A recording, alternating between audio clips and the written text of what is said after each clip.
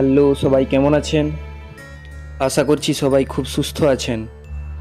এখন আপনারা শুনছেন ক্লাস 9-এর পাঠ্যপুস্তক থেকে পাঠ রায়বাবু অর্থাৎ সত্যজিৎ রায়ের লেখা প্রফেসর শঙ্কু ও আশ্চর্য পুতুল।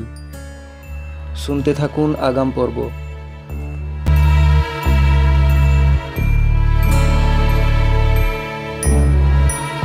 আজ 18 মে, রাত 12টা।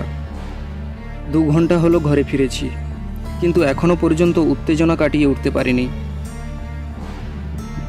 তাই আজকের ঘটনা পরিষ্কার করে রীতিমতো লিখতে অসুবিধে হচ্ছে। আজ সন্ধ্যা 7টায় লিন্ডকুইস্ট তার বৈঠকখানায় একটা গোপন দরজা খুলে একটা ঘোরানো সিঁড়ি দিয়ে আমাকে মাটির নিচে একটা ঘরে নিয়ে গিয়ে তার পুতুলগুলো দেখালো। আমি এরকম আশ্চর্য জিনিস আর আগে কখনো দেখিনি। টেবিলের ওপর রাখা কাঁচের আবরণে ঢাকা যে জিনিসগুলো দেখলাম সেগুলিকে পুতুল বলতে বেশ দ্বিধাবোধ করছি। আসল মানুষের সঙ্গে এদের তফাৎ কেবল এগুলি নিষ্প্রাণ, এবং এদের কোনোটাই 6 ইঞ্চির বেশি লম্বা নয়। মোটামুটি বলা যেতে পারে আসল মানুষের যা আয়তন এগুলির তার 10 ভাগের 1 ভাগ। সব শুদ্ধ 6টি পুতুল রয়েছে, সবই নামকরা লোকের, যদিও এদের সকলের চেহারার সঙ্গে আমার আগে পরিচিত ছিল না। যাদের দেখে চিনলাম তাদের মধ্যে রয়েছে ফরাসি ভূপর্যটক আঁরি ক্লেমো আর Negro champion boxer Bob Sliman. আর 6 নম্বর কাচের খাঁচায় যে পুতুলটি কালো চশমা পরে ডান হাত কোটের পকেটের ভিতর ঢুকিয়ে দাঁড়িয়ে আছেন তিনি হলেন পরলোকগত ব্রিটিশ প্রাণীতত্ত্ববিদ ও আমার বন্ধু আর্চিবল্ড অ্যাক্রয়েড। 6 বছর আগে লেমিংয়ের সন্ধানে ঘুরতে ঘুরতে নরওয়েতেই যার মৃত্যু হয়। অ্যাক্রয়েডের পুতুল দেখেই বুঝতে পারলাম পোর্ট্রেট হিসেবে এগুলো কি আশ্চর্য রকম নিখুঁত। শুধু যে মোটামুটি তার চেহারাই মিলেছে তা নয়, এগুলো এমন পদার্থ দিয়ে তৈরি যাতে নাকি মাথার চুল, গায়ের চামড়া, চোখের তারা এ সবই একেবারে জীবন্ত বলে মনে হয়। এই শেষ পুতুলটি দেখে তো নিঃশ্বাস বন্ধ হবার জোগাড়।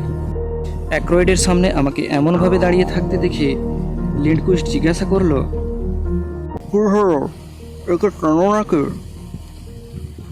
বললাম, বিলক্ষণ। ইংল্যান্ডে আলাপ হয়েছিল, প্রায় বন্ধুত্বই। লেমিংয়ের খবর ওর কাছেই পাই। নরওয়েতেই তো ওর মৃত্যু হয় বলে শুনেছিলাম। তা হয়, তবে আমার ভাগ্যটা খুবই ভালো। মৃত্যুর কয়েকদিন আগেই আমার এখানে এসেছিলেন, আর তখনই এই পুতুলটি তৈরি করে ফেলি।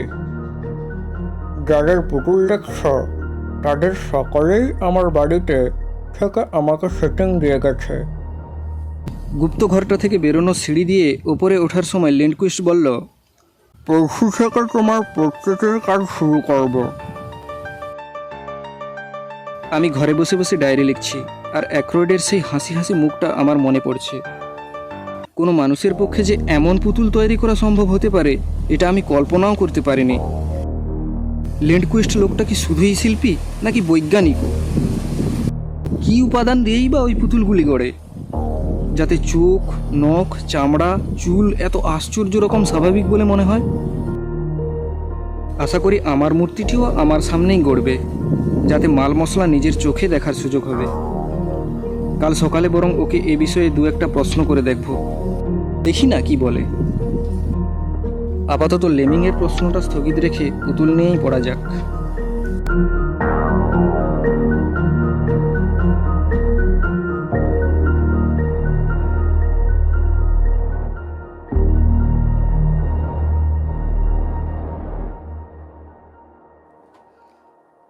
শেষ হলো প্রফেসর শঙ্কু ও আশ্চর্য পুতুলের কাহিনী, আজকের পর্ব। সবাইকে ধন্যবাদ মন দিয়ে গল্পটি শোনার জন্য। ভালো লাগলে লাইক, কমেন্ট, শেয়ার এবং সাবস্ক্রাইব করতে ভুলবেন না।